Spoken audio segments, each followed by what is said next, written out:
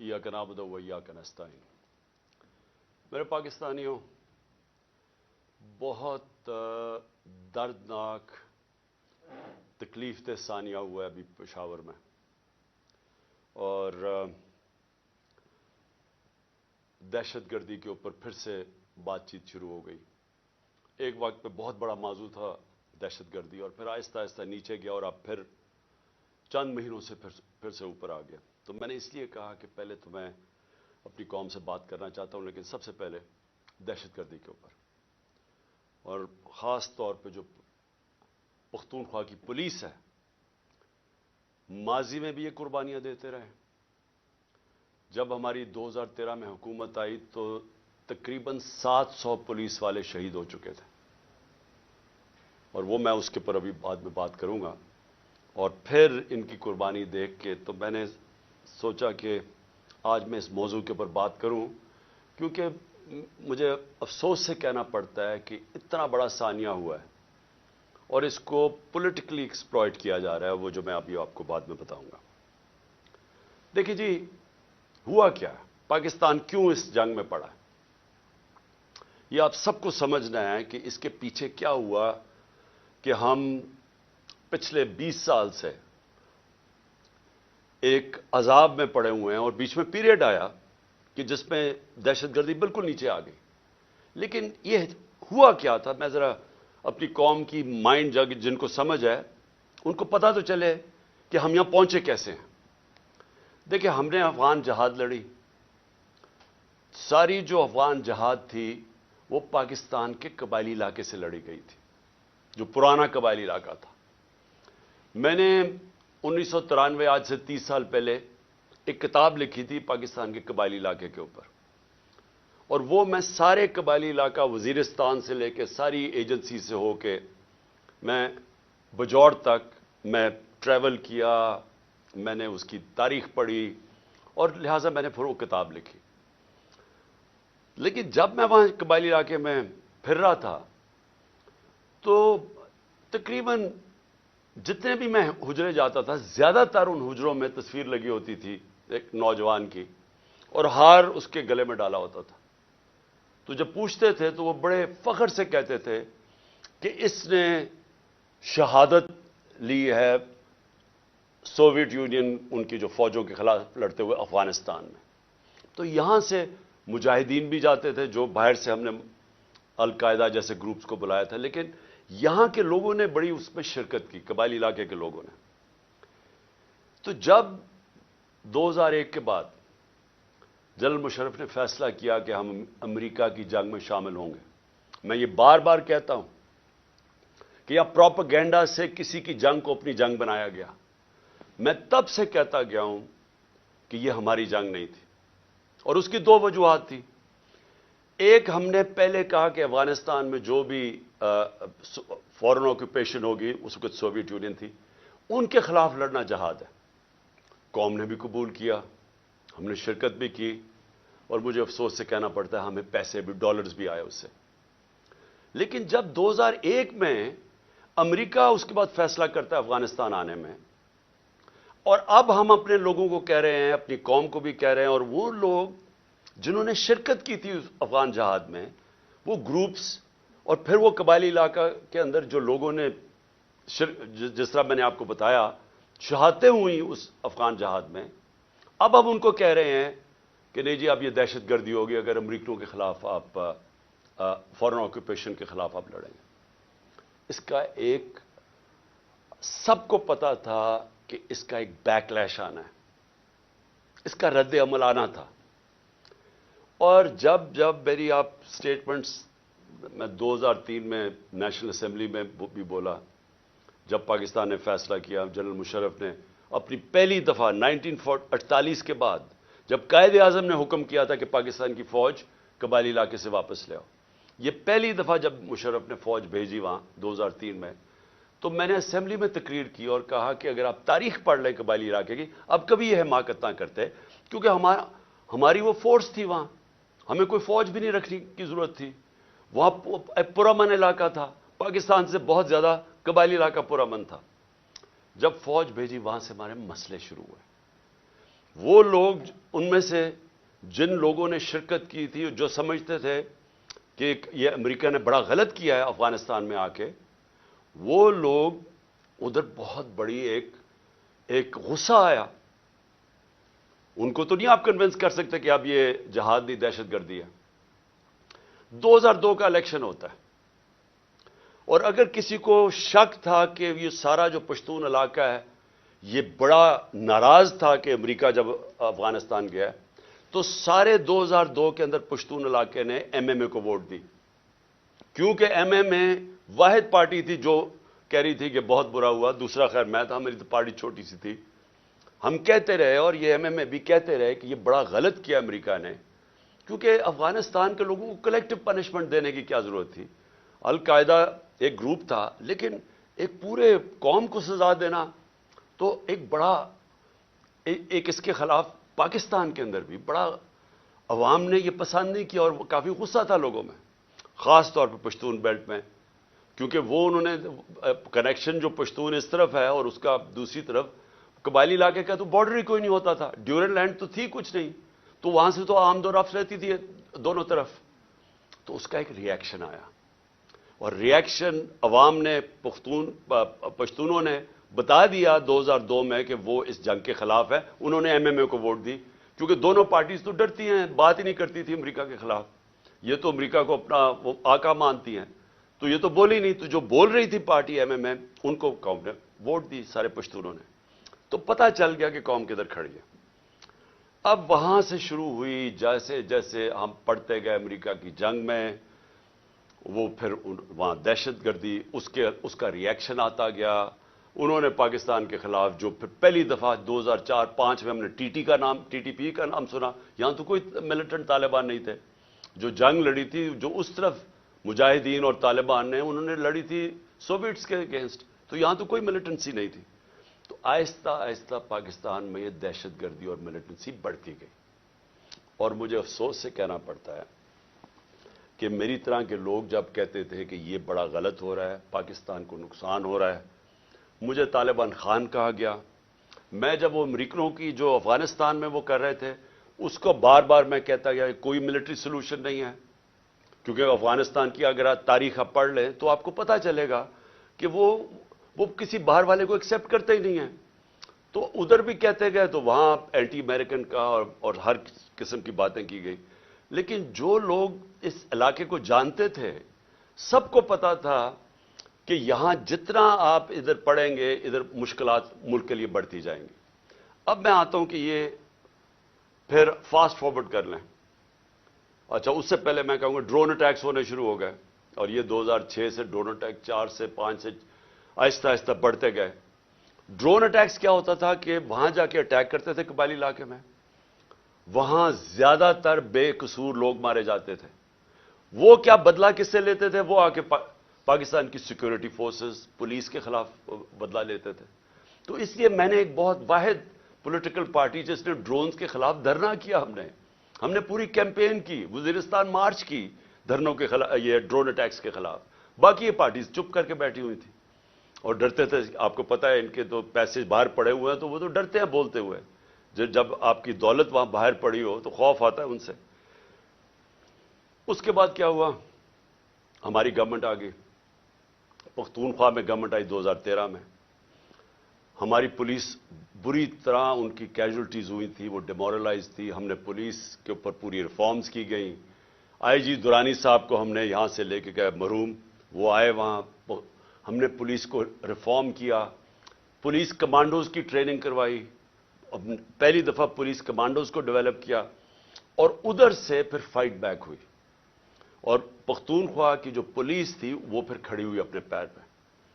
اور اتنی قربانیوں کے باوجود انہوں نے ان کے اینڈ میں دیکھیں کہ ساری قوم کھڑی ہوگی پختونخوا کی پولیس کے ساتھ، کیونکہ انہوں نے پھر قربانیاں دی اور روکا دہشت گردوں کو. لیکن اصل میں دہشت گردی لڑی جاتی ہے انٹیلیجنس ایجنسی سے، اور قوم کی سیکورٹی فورسز لڑتی ہے. اور قوم کی سیکورٹی فورسز نے اینڈ میں قربانیاں دی. پتہ نہیں 6000 ہمارے فوجی شہید ہو گئے، اور ٹوٹل پاکستان کی 80,000 پاکستانی اس جنگ میں ہلاک ہوئے. اب آ جائیں 2018 میں ہماری گورنمنٹ آ جاتی ہے. ہم فیسیلیٹیٹ کرتے ہیں افغان طالبان کے ساتھ بات چیت اور امریکن اور افغان طالبان کے بیچ میں بات چیت. ہم کوشش کرتے ہیں کیونکہ ہمارا انٹرسٹ تھا وہاں امن ہوگا تو پاکستان میں اس کا فائدہ ہوگا. کیونکہ اس وقت جو پچھلی افغان گورنمنٹ تھی وہ پرو پاکستان نہیں تھی, وہ پرو انڈیا تھی, اور وہ حکومت ہمیں کوئی ہیلپ نہیں ملتی تھی. جب یہاں پاکستان سے تین گروپس آپریٹ کر رہے تھے, افغانستان اٹیک کرتے تھے تو وہ نہیں روکتے تھے. تو ہم نے پوری کوشش کی پہلے بات چیت کروائیں تاکہ امن ہو افغانستان میں. پھر ہم نے کوشش کی افغان گورنمنٹ کو اور طالبان کو اکٹھا بٹھانے کی, وہ ہم فیل ہو گئے, انہوں نے نہیں مانا. لیکن ہم نے کوشش کی, ہم نے دونوں اس گورنمنٹ سے بھی بات کر رہے تھے. میں گیا بھی کابل جب پریزیڈنٹ غنی تھے, تو صرف کوشش کی کہ ہم کسی طرح یہاں امن پیدا کریں. تو جب پچھلی 2021 کی گرمیاں, اب میں صرف آپ کو اس لیے تفصیل بتا رہا ہوں تاکہ آپ کو پتا ہو آج جو ہو رہا ہے اس کے پیچھے بیک گراؤنڈ کیا تھی. 2021 میں گرمیوں میں مجھے خوف آنا شروع ہو گیا جب امریکیوں نے ڈیٹ اناؤنس کی وڈرال کی افغانستان میں. مجھے خوف آنا شروع ہو گیا کہ یہاں خانہ جنگی ہوگی افغانستان میں. اور ہماری ISI نے ہمیں پوری بریفنگ دی کہ 3 لاکھ فوج ہے افغانستان کی, اور جیسے ہی وڈرال اگر یہ جب امریکہ جائیں گے تو یہ 3 لاکھ فوج اور 60-70 ہزار صرف طالبان ہیں, تو یہاں تو خانہ جنگی شروع ہو جائے گی. تو ایک خوف تھا کہ جب وہاں خانہ جنگی شروع ہوگی تو اس کا فال آؤٹ پاکستان میں بھی آئے گا. ایک یہ خوف تھا کہ امریکہ ہمیں ہمارے پہ سینکشنز لگا دیں, کیونکہ وہ پہلے ہی کہہ رہے تھے کہ پاکستان کی وجہ سے ہم نہیں جیتے افغانستان میں. وہ پاکستانی انٹیلیجنس ایجنسیز کو بلیم کرتے تھے کہ وہ طالبان کے خلاف اس لیے کامیاب نہیں ہو کیونکہ پاکستان ان کی مدد کر رہا تھا. تو ڈر یہ تھا کہ ایک دفعہ سول وار شروع ہو گئی تو انہوں نے سارا ملبہ ہمارے پہ ڈال دینا. تو ہم تب سے میں پچھلی یعنی 21 کی گرمیوں سے آپ میری سٹیٹمنٹس دیکھ لیں, میں کہتا گیا تھا کہ وہ جو 2021 اور 22 کی سردیاں ہیں وہ پاکستان کے لیے سب سے مشکل وقت ہے. اور اس کی ایک وجہ یہ تھی کہ مجھے خوف تھا افغانستان میں کیا ہوگا. میرا جنرل باجوہ سے کوئی اختلافات نہیں تھے, ہم ایک پیج پہ تھے. اس ملک نے بڑا فائدہ ہوا جبکہ پاکستان کی اسٹیبلشمنٹ اور الیکٹڈ گورنمنٹ ایک پیج پہ تھی. اچھے کام ہوئے. کرونا کے اندر دنیا نے ہمارا تسلیم کیا جس طرح ہم نے ڈیل کیا, لیکن سب ایک قوم نے مل کے اس سے لڑا. اس کے بعد ٹڈی بھی تھی, اس کا ایک آیا وہ بھی, اس پہ بھی بڑا ہمیں خوف تھا. تو ہر چیز میں اس وقت ہم اکٹھے چل رہے تھے. اختلاف پہلا یہ ہوا کہ ایکسٹینشن کے بعد جنرل باجوہ نے بار بار ہمیں کہا کہ NRO ان کو NRO دے دو اور یہ اکاؤنٹیبلٹی سے پیچھے ہٹ جاؤ اور نیب کو چینج کر دو جو اب نیب ہے. یعنی نیب کو لاز کو امینڈ کرنا یہ تب سے شروع ہو گیا تھا کہ جیسے آپ امینڈ کریں گے تو یا پولیٹیکل سٹیبلٹی آ جائے گی. بیسکلی ان کو NRO دے دو, جو ہم نے ریفیوز کر دیا. میں نے میٹنگ بھی تھی ایک ہوئی تھی جس میں میرے سینئر منسٹرز بیٹھے تھے, جنرل باجوہ نے یہ تجویز دی. ہم نے کہا نہیں کرتے کیونکہ میں تو آیا ہی پالیٹکس میں 26 سال پہلے تھا رول آف لا کے لیے اور انصاف, اور اگر انصاف نہیں ہوتا تو کرپشن ہوتی ہے. تو دوسرا اختلاف کدھر ہوا؟ دوسرا اختلاف ان سے ہوا جنرل فیض کے اوپر.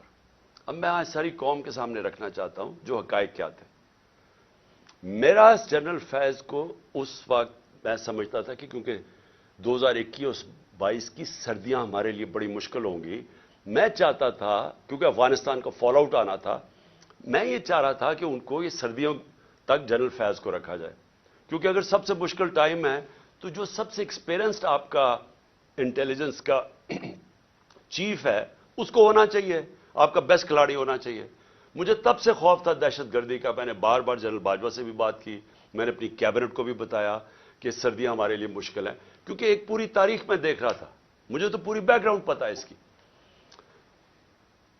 اللہ نے کرم کرنا تھا ایک طرح ہمارے اوپر بھی اور افغانستان کے لوگوں کے اوپر کہ وہ جو امریکن جو ٹرین کیا ہوا تھا افغان فوج, اس نے ہتھیار ڈال دیے.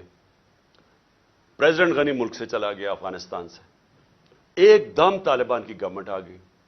کوئی خانہ جنگی سے یہ سارا خطہ بچ گیا.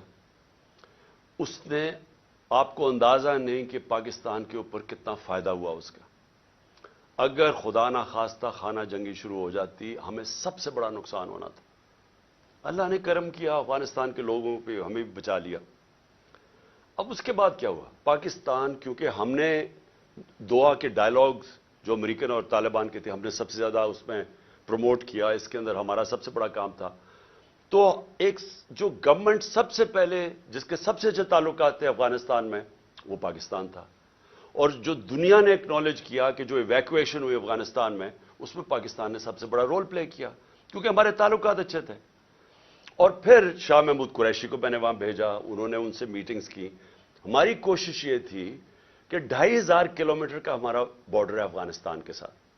ہمارے تعلقات اچھے ہوں گے تو یہ جو 3 قسم کے دہشت گرد پاکستان میں آپریٹ کر رہے تھے, BLA, TTP اور پھر ISIL, تو ہماری کوشش یہ تھی کہ ہم ان کے ساتھ اگر وہاں سٹیبل گورنمنٹ آ جائے تو پاکستان بچ جاتا ہے دہشت گردی سے.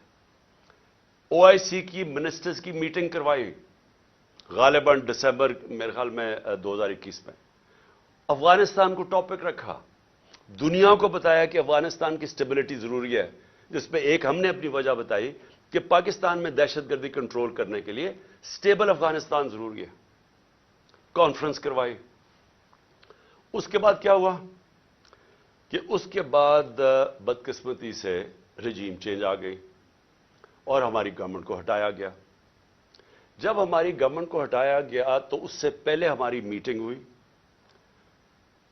میں نے جنرل باجوہ اور ISI چیف تھے, اب مجھے یہ نہیں یاد کہ اس وقت جنرل فیض آ گئے تھے یا یہ جنرل ندیم تھے, لیکن جنرل باجوہ تھے, اور میں نے اور ہم نے بیٹھ کے گفتگو کی کہ اب جب اپنی افغانستان میں ایک پرو پاکستان گورنمنٹ ہے, یعنی اینٹی نہیں ہے, کیونکہ غنی ایڈمنسٹریشن تو پاکستان کے خلاف تھی, جب وہ آ گئی ہے تو ہمیں کوشش کرنا چاہیے. اب جب طالبان, انہوں نے بھی کہہ دیا کہ اب ہم ان کو واپس بھیجنے لگے ہیں. اب 30 سے 40 ہزار طالبان فائٹرز اور ان کی فیملی افغانستان میں تھی.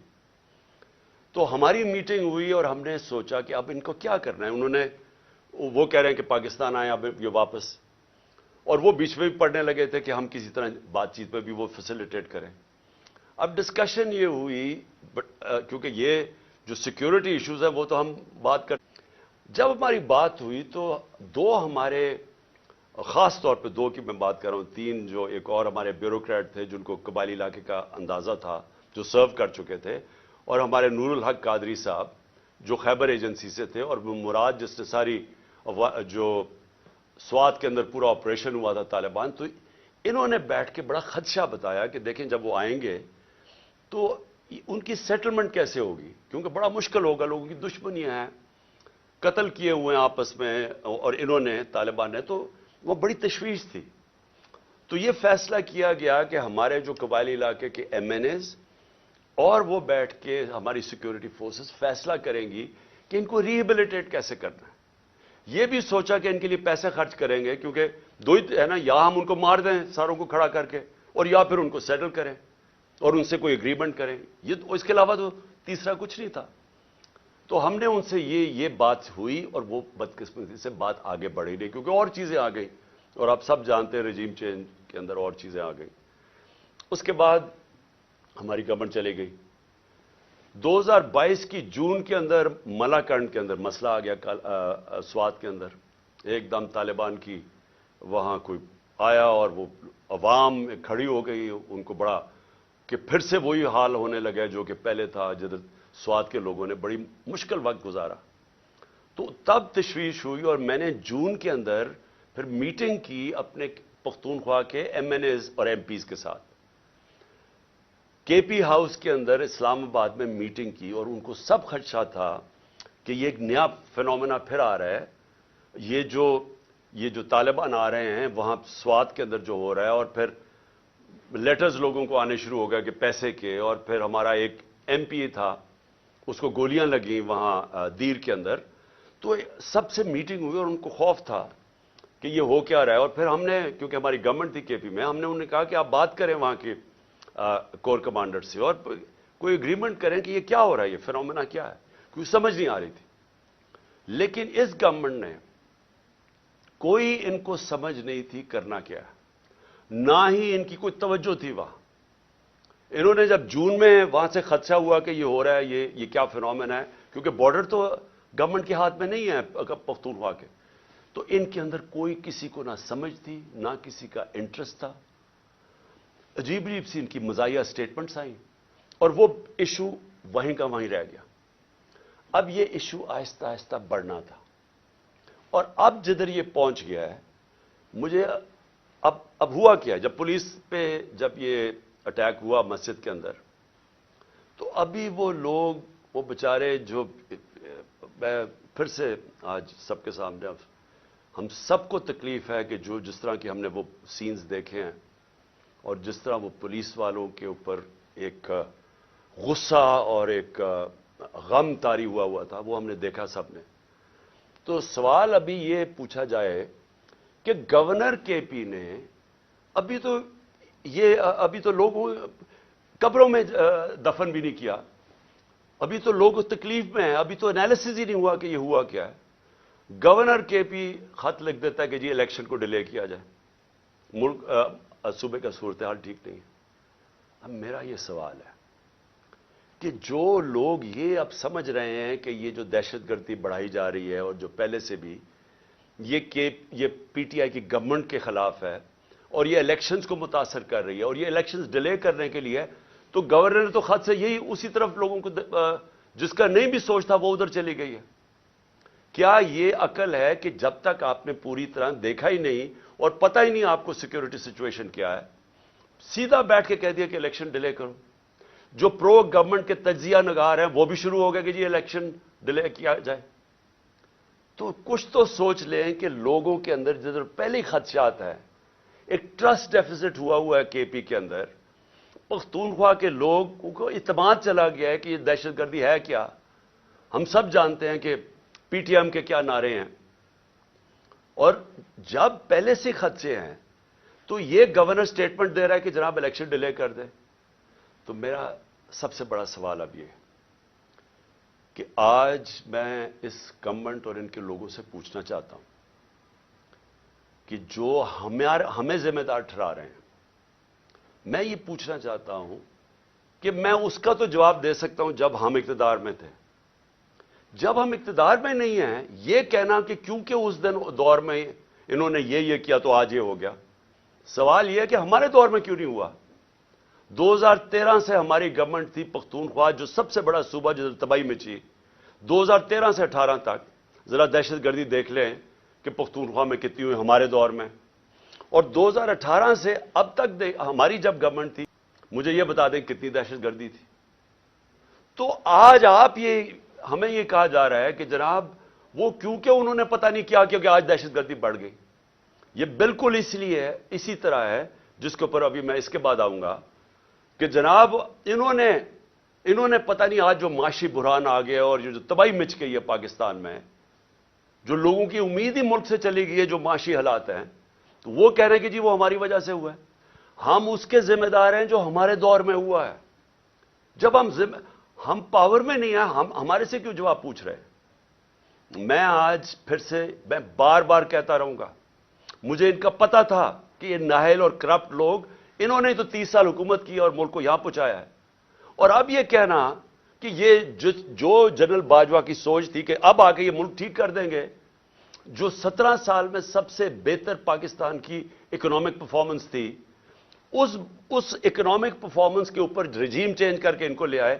میں بار بار جنرل باجوہ کو کہتا رہا اور میں نے واضح طور پہ شوکت ترین کو بھجوایا. میں اس لیے آپ کو کہوں گا کہ ہمیں پتا تھا یہ کیا ہونا ہے. میں ان کو جانتا ہوں 30 سال سے جو انہوں نے کیا پاکستان کے ساتھ, یہ جو قرضے چڑھے ہوئے ہیں جب سے یہ آئے ہیں, دیکھیں انہوں نے یہ امیر ہوتے جاتے ہیں ملک مقروض ہوتا جاتا ہے. تو انہوں نے ملک کیسے ٹھیک کرنا تھا. جو ملک کو تباہی کی طرف لے کے جائے وہ ملک ٹھیک کیسے کر سکتا ہے. ان کے یہ جو نون لیگ کی 99 یہ گورنمنٹ چھوڑ کے گئے ہیں, ذرا دیکھ لیں کہ کیا حال تھا پاکستان کی معیشت کا, اور اب یہ جو 2018 میں چھوڑ کے گئے تب دیکھ لیں کیا حال تھا. تو اب ان کو جب ہمیں ہٹا کے ان کو لے کے آئے, انہوں نے اب ٹھیک کر دینا تھا ملک. چلتی ہوئی معیشت جو 17 سال میں اس کی گروتھ ریٹ یعنی جو اکانومی میں دولت میں اضافہ ہو رہا تھا 5.7 اور 6%, آخری 2 سالوں میں کرونا کے باوجود, کرونا کا بھی میں بار بار آپ کو اس لیے یاد کرواؤں گا, یہ دنیا کے اندر اتنا بڑا ثانیہ صدی میں ایک دفعہ آتا ہے. اور دیکھیں کہ پاکستان کیسے نکلا اس میں سے, اور پھر اپنے لوگوں کو, معیشت کو, سب کو بچا لیا, غریبوں کو بچا لیا.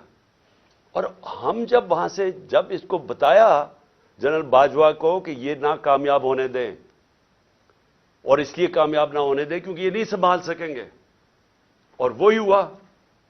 جیسے ہی آئے ملک نیچے جانا شروع ہو گیا. مجھے بتائیں کون سا اتنا بڑا عذاب آیا تھا؟ کیا چینج آیا کہ دہشت گردی بھی اسپانوں میں چلی گئی اور یہ معیشت بھی زمین پہ چلی گئی؟ کون سا چینج آیا تھا؟ یعنی کوئی مجھے سمجھائے کہ ہمارا تو مسئلہ بنا ہوا تھا, تیل پہنچ گیا تھا $110 سے $115 بیرل, اب وہ آگے ابھی اوپر ہی بھی ہے تو $85 کا ہے. تو جب اصل تو مہنگائی تیل کی وجہ سے آتی ہے جو آپ امپورٹ کرتے ہیں. تو ہم نے تو جو انرجی کی قیمتیں وہ بھی اوپر گئیں, کموڈٹی سپر سائیکل جس کو کہتے ہیں اس کو بھی گزارا.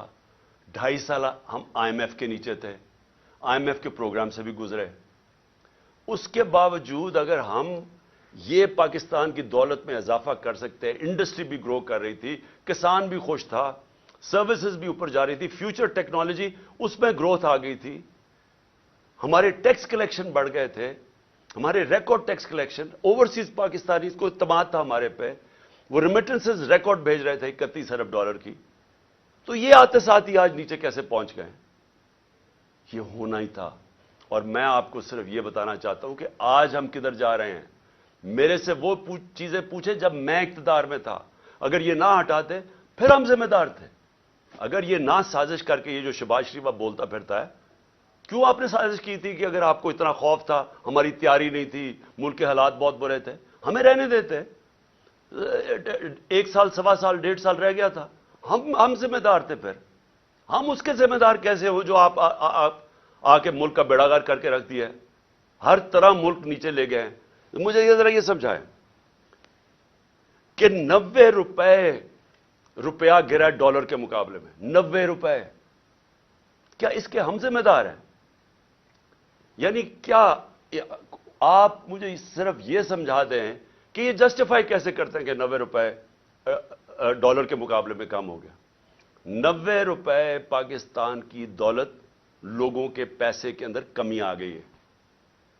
یعنی جب آپ ڈالر اوپر جاتا ہے تو آپ کے روپے کی جب قیمت نیچے جاتی ہے تو آپ کی خریدار کی قیمت نیچے چلی جاتی ہے. اس سے جو چیز آپ باہر سے امپورٹ کرتے ہیں وہ سب مہنگی ہو جاتی ہیں. اور اس کا جب اثر آئے گا, جب 90 روپے آپ گراتے ہیں, آپ گرتا ہے کہ آپ کی نااہلی کی وجہ سے, اس کا اب اثر کدھر آ رہا ہے؟ ہر شعبے پہ اس کا اثر آ رہا ہے. سب سے پہلے مہنگائی. آج لوگوں کا سب سے بڑا مسئلہ مہنگائی بن چکا ہے. لوگ, تنخواہ دار لوگ آج سوچتے ہیں کہ ان کی تنخواہ میں کیسے گزارا ہوگا, اور ابھی پوری مہنگائی آئی نہیں ہے. ابھی تو اثر, یہ جو آخری 35 روپے گرے ہیں, ابھی اس کا اثر نہیں آیا. ابھی تو جو پٹرول اور تیل کی قیمتیں بڑھی ہیں, جو انہوں نے پٹرول اور ڈیزل بڑھایا ہے 35 روپے لیٹر, ابھی یہ اور بڑھنا ہے, کیونکہ جو روپیہ گرا ہے اس کا ابھی آپ کو اثر آئے گا, کیونکہ جو باہر سے چیزیں مہنگی ہوں گی. اور یہ کیسے مجھے بتا سکتے ہیں کہ 16 ارب ڈالر کے ریزروز چھوڑ کے گئے تھے, آج 3 ارب ڈالر کے تقریباً رہ گئے. تو کیا اس کی 9 مہینے میں یہ ہوا ہے؟ تو پھر سے میں کہتا ہوں, کون سی قیامت آئی تھی کہ ملک کو یہاں پہنچا دیا؟ اور میں عوام کو بتانا چاہتا ہوں کہ ابھی جو مہنگائی ہے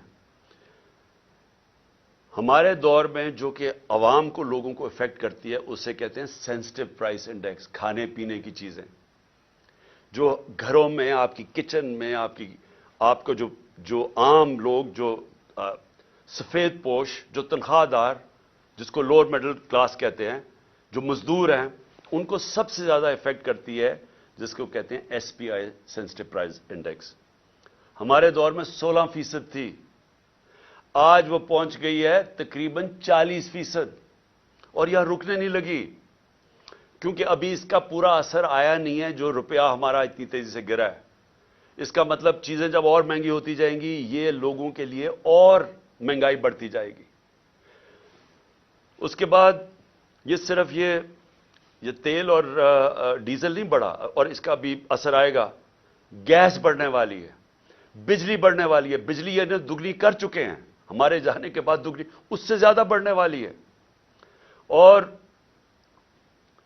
جو ہمارے قرضے ہیں، 9 مہینے میں ہمارے قرضے کتنے بڑھے ہیں؟ 10,000 ارب روپیہ، 10 ٹریلین روپے ہمارے قرضے بڑھ چکے ہیں جب سے یہ آئے۔ اور انہوں نے کیا کیا؟ ایک کارنامہ کیا، اپنے سارے کرپشن کے کیسز ختم کر دیے۔ عوام کا انہوں نے جو حال کیا وہ آپ سب کے سامنے ہے۔ عوام کو دھکیل دیا ادھر جدھر 8 لاکھ ہمارے پروفیشنلز ملک چھوڑ کے چلے گئے ہیں، امید کھو بیٹھے ہیں، عوام ادھر پسی ہوئی ہے، اور انہوں نے 1100 ارب روپے کے اپنے کرپشن کیس ختم کیے۔ ان کو نہ فکر تھی دہشت گردی کی، نہ انہوں نے اس کے اوپر ٹائم لگایا، معیشت کی ان کو سمجھ نہیں تھی، اور یہ جو ان کی نااہلی تھی وہ سامنے آ گئی ہے۔ اور اپنا صرف جدر کامیابی سے جس کام کے لیے آئے تھے، اپنے سارے کرپشن کے کیس ختم کر دیے، جس کو ہم NRO 2 کہتے ہیں، جو ملک سے ایک غداری کی تھی جنرل مشرف نے جب ان کی چوروں کی بڑی چوری معاف کی تھی 2008 میں، اور ایک یہ دوسری جنرل باجوہ نے یہ جو ان کو NRO 2 دیا ہے، یہ سب سے بڑی غداری ہے کہ آج دروازے کھول دیے ہیں بڑی چوری کے، وائٹ کالر کرائم کے دروازے کھول دیے ہیں، کیونکہ نیب تو انہوں نے ختم کر دی ہے، FIA ختم کر دی ہے، ان کا صرف کام ہے سیاسی انتقام لینا۔ اور میں جو تیسری آج چیز بات کرنا چاہتا ہوں، 3 چیزوں پہ میں نے آج بات کرنی تھی۔ پہلے دہشت گردی پہ کہ وہ ہمیں ذمہ دار ٹھہرا رہے ہیں، اور دوسرا یہ معیشت پہ وہ نیچے گئے، وہ ہمیں ذمہ دار ٹھہرا رہے ہیں۔ نہیں اتنی سازش کرنی تھی، اگر نئی کیپبلٹی تھی تو نہ کرتے، تو آج آ کے آپ اپنی چوری معاف کروا لیں، لیکن جو سارا ملک تباہی کیا وہ ہمارے پہ ڈال دیں۔ جو تیسری چیز ہے وہ اسی وجہ سے وہ ہے الیکشنز۔ اب میں یہ بتاؤں کہ ہماری پنجاب اور پختونخوا میں حکومتیں تھیں، 66% پاکستان ہمارے نیچے تھا۔ ہم نے پہلی دفعہ اس ملک کی تاریخ میں اپنی 2 گورنمنٹس کو ڈیزالو کیا، اپنی گورنمنٹس چھوڑی۔ ہم نے کیوں چھوڑی؟ اب ہمیں کوئی ضرورت نہیں تھی، کسی نے بندوق نہیں رکھی تھی ہماری گورنمنٹ کرانے کے لیے۔ ہم نے اس لیے چھوڑی کیونکہ ہم سب کو خوف آ رہا ہے پاکستان کا، یہ جو تباہی کی طرف یہ لے کے جا رہے ہیں، اور مجھے خوف ہے کہ آگے اور ہم نے کتنا نیچے جانا ہے۔ IMF مل بھی گئی تو وہ بھی کینسر کا علاج ڈسپلن سے ہوگا۔ خوف یہ تھا کہ اگر یہ زیادہ، اور ان کا کوئی الیکشن کروانے کا سوچ نہیں، یہ بھی واضح ہو جانا چاہیے کہ اتنی جلدی انہوں نے پشاور کے ثانیہ کو استعمال کیا ہے کہ کس طرح الیکشن ڈیلے ہو جائے۔ ان کا الیکشن اس سال کروانے کا بھی نہیں تھا پلان، یہ آگے لے کے جانا چاہتے ہیں، اور ان کی پوری کوشش یہ ہے کہ کسی نہ کسی طرح یہ تب الیکشن کروائیں جب یہ سمجھیں کہ تحریک انصاف ختم ہو چکی ہے، یہ ان کا پلان ہے۔ اور ہم نے اس لیے یہ الیکشن کا فیصلہ کیا، اور ہم نے یہ سوچا کہ کس طرح ہم الیکشن کروا سکتے ہیں۔ ہم نے کہا اپنی گورنمنٹ سے نکل جاتے ہیں، اور ہم نے آئین کو سامنے رکھتے ہوئے یہ فیصلہ کیا۔ آئین کے اندر بڑا واضح ہے، اس میں کوئی ابہام نہیں ہے، کوئی بھی اس کے خلاف نہیں جا سکتا۔ آرٹیکل 105 آئین کا واضح طور پہ کہتا ہے کہ جب اسمبلیز ڈیزالو ہوں گی تو 90 دن اور اس سے کم میں الیکشن ہوگا۔ کوئی ifs and buts نہیں ہے اس میں۔ یہ ہم نے قربانی اس لیے دی کہ ہم سے یہ سمجھتے تھے کہ یہاں ایک ہی طریقہ ہے کہ ایک دفعہ پنجاب اور پختونخوا میں الیکشن ہو گیا تو مجبوراً 66% پاکستان میں الیکشن ہوگا، مطلب سارے ملک میں ہو جائے گا۔ تو ہم نے تو اس لیے دی۔ اب یہ اس سے بھاگ رہے ہیں، سب مل کے اب کوشش کر رہے ہیں کہ کسی نہ کسی طرح اس سے باہر نکلیں۔ اب میں سارے پاکستانی کو بتانا چاہتا ہوں، اپنی ساری لیگل کمیونٹی کو بتانا چاہتا ہوں، اپنے وکلا اور اپنی عدلیہ کو بتانا چاہتا ہوں کہ جتنا بڑا یہ نقصان پہنچے گا اگر یہ کامیاب ہو گئے 90 ڈیز سے آگے لے جانے کی، یہ وہی ہوگا لینڈ مارک جو کہ ایک دفعہ جسٹس منیر نے اس ملک کے اندر رول آف لا کو ختم کر کے ڈاکٹرن آف نیسیسٹی لے کے آئے تھے. وہ کوئی نہیں بھولا آج تک. کوئی وجہ نہیں ہے کہ 90 ڈیز سے آگے لے کے جائیں. یہ کہیں گے کہ جی وہ ہو دہشت گردی ہو گئی. 2013 میں دہشت گردی نہیں تھی؟ 2008 میں دہشت گردی نہیں تھی؟ تب کیوں نہیں الیکشن آگے کیے؟ اور پھر اور یہ یاد رکھیں کہ 2008 کے اندر الیکشن اس لیے آگے کیے گئے تھے کیونکہ وہاں ایک ڈیموکریٹک سیٹ اپ نہیں تھا، جنرل مشرف کی گورنمنٹ تھی، اس لیے الیکشنز کو آگے کیا گیا تھا. تو یہ جو پلان کر رہے ہیں کہ جی کسی طرح اس کی آڑ لے کے دہشت گردی کی الیکشن آگے کریں گے، اس سے بڑا ظلم اس ملک میں نہیں ہوگا، کیونکہ اس کا مطلب کہ وہ سیٹ اپ صرف اس لیے رہ جائے گا، وہ ڈرا صرف ایک راستے میں ہے کہ کہیں عمران خان اور پی ٹی آئی نہ جیت جائے. اور وہ انہوں نے کیا کہ آئین کی وائلیشنز تو بھی شروع کر دی ہیں. سب سے پہلے تو ایک جو آرٹیکل 105 ہے، گورنر نے کیوں نہیں اناؤنس کی ڈیٹ ابھی تک؟ یہ ڈائریکٹ آئین کی وائلیشن ہے. جو بھی 90 ڈیز سے آگے لے کے جائے گا اس کے اوپر آرٹیکل 6 لگے گا. اور دوسری چیز جو انہوں نے کیئر ٹیکر گورنمنٹس بنائی ہیں، یہ بالکل پاکستان کے آئین کی وائلیشن ہے. آئین نے صرف کیئر ٹیکر گورنمنٹ کا سیٹ اپ اس لیے ہونا تھا کہ وہ غیر جانبدار ہوں گے، امپارشل ہوں گے، تاکہ اس غیر جانبدار سیٹ اپ ہی صرف ملک میں صاف اور شفاف الیکشن کروائیں گے. یہ مقصد تھا اس کا. ہو کیا رہا ہے اب؟ وہ حکومتیں آ گئی ہیں پختونخوا میں اور یہاں پنجاب میں، جو یہ نہیں کہ وہ صرف غیر جانبدار نہیں ہیں، وہ سخت ہمارے خلاف ہیں. ابھی سے سارے قدم اٹھانے شروع ہو گئے ہیں جو کہ یہ شہباز شریف کی حکومت بھی نہ تھوڑا سوچ سمجھ کے کرتی، کیونکہ جلدی میں ہے. ابھی سے ہمارے اوپر کیسز قدم جو فواد چودھری سے انہوں نے کیا. اور فواد چودھری سے کیوں کیا؟ فواد چودھری کا یہ بتانے کی کوشش کر رہے ہیں کہ ہم اس طرح آپ کو ذلیل کریں گے. ہتکڑیاں، وہ کوئی دہشت گرد تھا، اس کے منہ پر کپڑا ڈال کے لے کے آ رہے ہیں. اس کو کمرے میں یعنی اتنی سردی کے اندر اس کو کمرے میں زمین پہ اس کو سلوا رہے ہیں. وہاں کون سا جرم کیا اس نے؟ اعظم سواتی سے پہلے یہ کیا، شہباز گل سے پہلے یہ کیا. یہ لوگوں کو ڈرا رہے ہیں کہ یہ ہم کر دیں گے آپ کے، تاکہ آپ چپ کر کے کسی نہ کسی طرح ہاتھ کھڑے کر کے تو ان نون لیگ کو الیکشن جیتتے جائیں. اور تب تک یہ نہیں کریں گے جب تک یہ سمجھیں گے کہ انہوں نے یہ کیئر ٹیکر لے کے اس لیے آئے ہیں ہمارے اوپر تشدد کریں، کیسز کریں، جیلوں میں ڈالیں، ڈرائیں دھمکائیں، ایف آئی آرز کریں، کرپشن کیسز کریں. پرویز الہی کے گھر پولیس بھیج دی کل، کتنی گاڑیاں چلے گئی وہاں اس کے اوپر. ہمارے وہ ورکرز کے ان کو پولیس بلا کے ہراساں کرنا شروع ہو گیا کہ تمہارے کیسز کریں گے، ان کو ٹیلی فون کر رہے ہیں. تو کیا یہ کیئر ٹیکر کرتی ہے؟ کیا پاکستان کی تاریخ میں کبھی کیئر ٹیکر نے ایسی حرکتیں کی ہیں؟ میری جے آئی ٹی، اب ذرا یہ سن لیں، میری جو جے آئی ٹی بنائی ہوئی ہے جو میرے اوپر قاتلانہ حملہ ہوا، یہ سوچیں کہ وہ ابھی نوٹیفائڈ ہے، پنجاب گورنمنٹ نے نوٹیفائی کی ہوئی ہے وہ جے آئی ٹی. اس کو آتے ساتھ ہی سارے اس کو نان فنکشنل کر دیا، اس کے ریکارڈ سیل کر دیے. کس چیز کا خوف ہے؟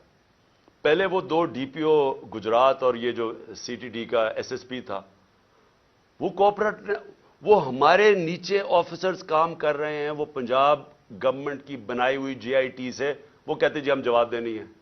ان کو کہا فون پکڑائیں جنہوں نے آپ نے ویڈیوز بنائی ہوئی ہیں، نہیں جی ہم نہیں دیتے. انہیں کہا جے آئی ٹی کے سامنے ہم نہیں آتے. کون ان کے پیچھے ہے؟ کون اتنا طاقتور ہے کہ پنجاب پولیس اتنی کانفیڈنٹ ہو جائے، اتنا اس کو اعتماد ہو کہ ان کے پاس کوئی طاقتور ان کے فورسز ہے کہ ایکس پرائم منسٹر بڑی پارٹی کا ہیڈ اپنی ایف آئی آر نہ کٹوا سکے اپنے صوبے میں. اور پھر جن کو خوف ہے، وہ جو طاقتور لوگ جن کو خوف ہے کہ کوئی چیزیں نہ سامنے آ جائیں جے آئی ٹی کی، وہ سارے طاقتور لوگ پوری کوشش کریں سیبوٹاج کرنے کی. لیکن سیبوٹاج کرنے سے پہلے کیا چیزیں سامنے آ گئی ہیں؟ پہلے میں یہ ذرا آپ کو 2 چیزیں بتا دوں کہ پہلے تو 16 دسمبر کو جے آئی ٹی نے جو فورینسک رپورٹ دی تھی عدالت میں، اس میں کیا چیز آئی؟ 2 شوٹر تھے.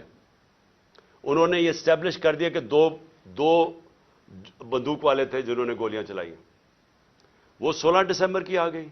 اب 3 جنوری کی جو فورینزک رپورٹ ہے جو عدالت میں اب گئی ہے، ابھی گئی ہے عدالت کے اندر، یہ عدالت میں جمع ہو گئی ہیں. اس نے اسٹیبلش کیا ہے کہ 3 شوٹر تھے.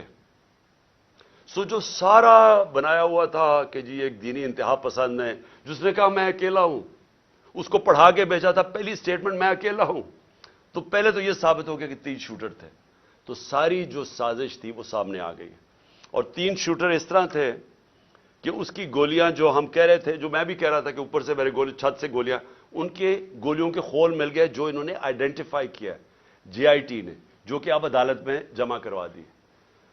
تو سوال میرا یہ پھر سے بنتا ہے کہ کیا ایک کیئر ٹیکر گورنمنٹ جس کا کام ہی یہ نہیں ہے، جس کا کام یہ تھا کہ وہ صرف اور صرف الیکشن کروائے، وہ انٹرفیئر کر رہی ہے جی آئی ٹی میں؟ کون ہے ان کے پیچھے؟ کون ہے یہ ان کو جو ایڈوائز کر رہا ہے کہ سارے جو آفیسرز یہاں لگوائے جائیں وہ سارے anti P T I ہوں؟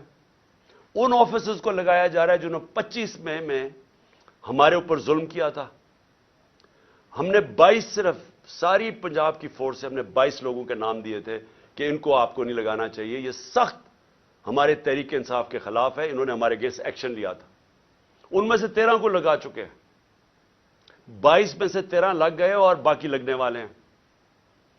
کون سی کیئر ٹیکر گورنمنٹ نے پاکستان کی تاریخ میں یہ کیا ہے؟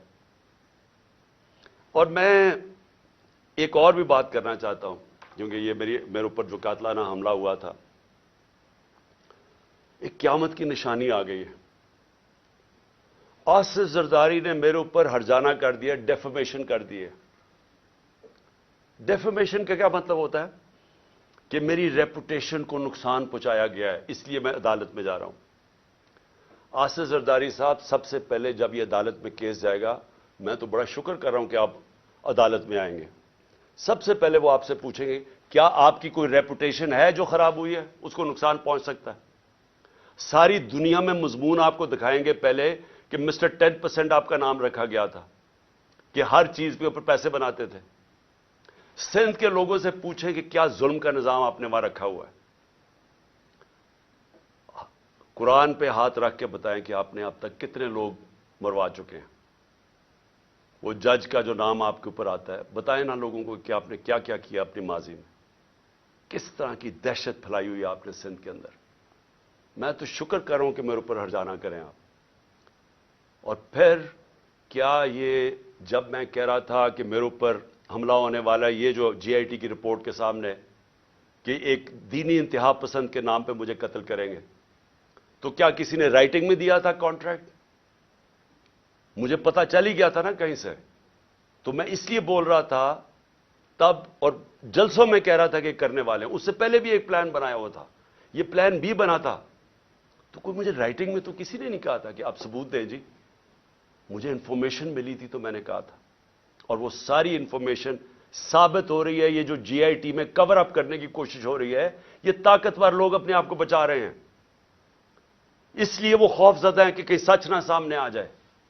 اور یہ جو آصف زرداری آپ نے جو گیم کی ہے، یہ ایک سپلنٹر گروپ ہے دہشت گردوں کا. اور میری انفارمیشن اتنی سالڈ ہے، وہ اتنی سالڈ ہے کہ وہ اس میں جو مجھے ڈیٹیلز پتا ہے کہ کون سے وہ ایجنسیز کے آفیسرز اس کے ساتھ آپ کے ساتھ ملے ہوئے ہیں جنہوں نے پلان کیا ہے.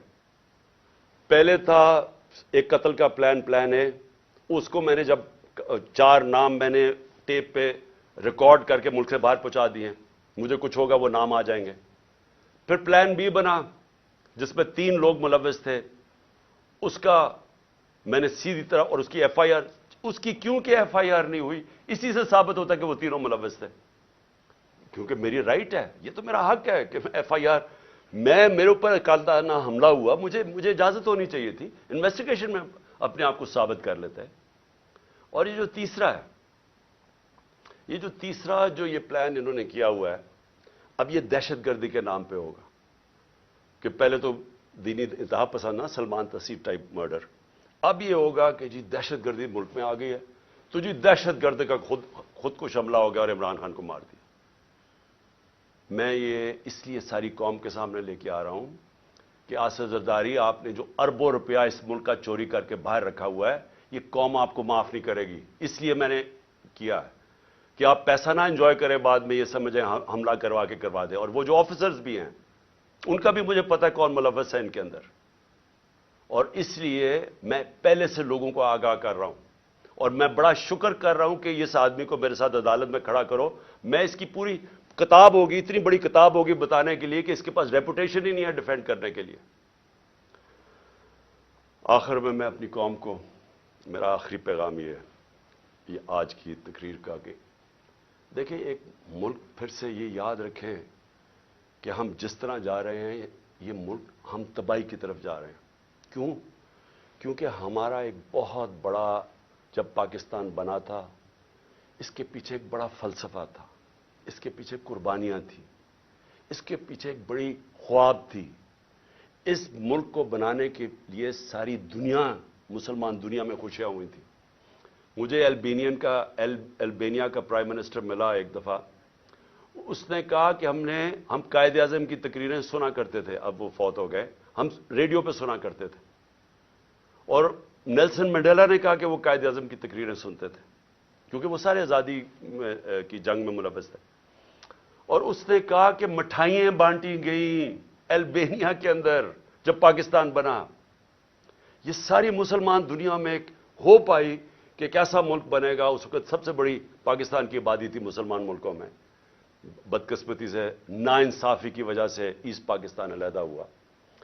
تو اس وقت سارے لوگوں نے امید لگائی ہوئی تھی کہ ایک ایسا ملک آئے گا جو لیڈ کرے گا مسلمان دنیا کو۔ ہم کدھر پہنچ گئے وہاں سے؟ ہمارے پاس یہ چور اوپر بیٹھ گئے، آ کے پیسے ان کے باہر پڑے ہیں، ملک کا ان کو کوئی فکر ہی نہیں ہے۔ روپیہ 90 روپیہ ڈالر مہنگا ہو گیا ہے ان کے 9 مہینے میں۔ ان کو کیا فائدہ ہوا؟ ان کو کیا نقصان ہوا؟ فائدہ ہی فائدہ، نقصان زیرو، کیونکہ ان کے ڈالرز میں پیسے پڑے ہوئے ہیں باہر۔ ان کے تو ڈالر اور ان کی ویلیو اوپر چلے گی، انہوں نے تو پیسہ باہر رکھا ہوا ہے، ان کو تو فائدہ ہو گیا۔ نقصان ہماری طرح کے پاکستانیوں کو ہو رہا ہے جن کا جینا مر رہا ہے یہاں۔ ان کے لیے تو عذاب ہو جاتا ہے، جی ای سی ایل پہ ڈال دیا، مجھے ڈالیں ای سی ایل پہ، مجھے کیوں نہیں فکر کہ اچھا جی ای سی ایل پہ ڈالیں گے تو مجھے بڑا کوئی مسئلہ ہو جائے گا۔ ان کو کیوں مسئلہ ہے؟ کیونکہ پیسے گننے ہوتے ہیں، پراپرٹیز باہر دیکھنی ہوتی ہیں، بڑے بڑے ہیرڈ جیسی جگہ پہ شاپنگ کرنی ہوتی ہے، بڑے بڑے باہر ریسٹورنٹس میں جب اتنا بڑا پیسہ آ جائے تو وہ خرچ بھی کرنا ہے نا، وہ پاکستان میں تو نہیں ہو سکتا۔ عذاب ای سی ایل پہ ڈال کے، مجھے ڈال دیں ای سی ایل پہ۔ جن کا جینا مرنا آج پاکستان میں ہے وہ سارے آج تشویش میں ہیں، غم زدہ ہیں، سب کو خوف آ رہا ہے آگے کدھر ملک جا رہا ہے۔ میں ہر پاکستانی کی بات کر رہا ہوں جو سمجھتا ہے کہ یہ ہماری ماں ہے، ہمارا ملک ہے، وہ سب آج ان سب کو خوف آ رہا ہے کہ جو ڈائریکشن میں پاکستان جا رہا ہے۔ اور میں پھر سے یہ کہتا ہوں کہ ہمیں وقت ہے ابھی بھی، اور ایک راستہ ہے بس، جو مرضی، میں آپ سے نہیں کہہ رہا، میں 8-9 مہینے سے ایک ہی بات کہہ رہا ہوں کہ یہ جو لوگ آئے ہیں اس سے نکلنے کا ایک ہی حل ہے، ایک فری اینڈ فیئر الیکشن کروائے جائیں جلدی سے جلدی، عوام کے مینڈیٹ سے گورنمنٹ آئے۔ جب عوام کی بیکنگ سے گورنمنٹ آئے گی وہ بڑے فیصلے کرے گی، یہ چوروں کی طرح نہیں، یہ چوروں کی طرح نہیں جو ڈرتے ہیں فیصلے کرتے ہوئے، کیونکہ ان کا تو مقصد ہی گورنمنٹ میں اور آنے کا، یہ ملک تو ٹھیک نہیں کرنے آئے۔ ان لوگوں کو جن کو پبلک بیک کرے گی، پبلک مینڈیٹ سے آئیں گے، وہ بڑے فیصلے کریں گے۔ جب وہ بڑے فیصلے کریں گے، اس فیصلوں سے یہ ملک نکلے گا اس بحران سے۔ یہ صرف انتظار کر رہے ہیں۔ میں ختم کرتا ہوں، کرکٹ سے ختم کرتا ہوں کیونکہ میری بڑا زندگی کا حصہ تھا کرکٹ۔ یہ میچ ایسا ہے، یہ میچ کھیلنا چاہتے ہیں ان کے اپنے امپائر، اپنے سلیکٹروں، اپنی پچ ہو، اپنا تھرڈ امپائر ہو، قانون یہ بیچ میں میچ کے بدلتے رہے، دیکھ رہے ہیں نا، دوسری ٹیم شاید جیت نہ جائے، قانون بھی بدلتے ہیں، قانون بھی گیم کے یہ بدل رہے ہیں۔ اور جو مخالف ٹیم ہے اس کے کیپٹن کو یہ جیل میں ڈالنا چاہتے ہیں، اس کی اچھے پلیئرز کو یہ ان کے اوپر مقدمے کر کے ان کو باہر رکھنا چاہتے ہیں ٹیم سے، باقی جو ٹیم ہے ان کو کوئی پولیس ڈنڈے شنڈے مار کے کسی کی ٹانگ توڑ دی، کسی کا ہاتھ توڑ دیا۔ اوپر سے جب یہ سمجھے گے نا کہ اب یہ ٹیم بالکل ہی اب نکارہ ہو گئی ہے، تو پھر وہ 12th مین جو باہر لندن میں بیٹھا ہوا ہے وہ جب سمجھے گا نا، وہ اتنا ڈرپوک آدمی، وہ صرف تب واپس آئے گا جب وہ سمجھے گا اب ٹیم قابل ہو گئی ہے کہ جناب میں اب نیلسن منڈیلا آ کے اب میں جیت لوں۔ ایسے ہونا نہیں لگا، کیونکہ ایک اور امپائر ہے مالک یوم الدین، وہ فیصلہ کر بیٹھا ہے آپ جو مرضی کر لیں، میچ آپ نے ہارنا ہے۔ پاکستان زندہ باد۔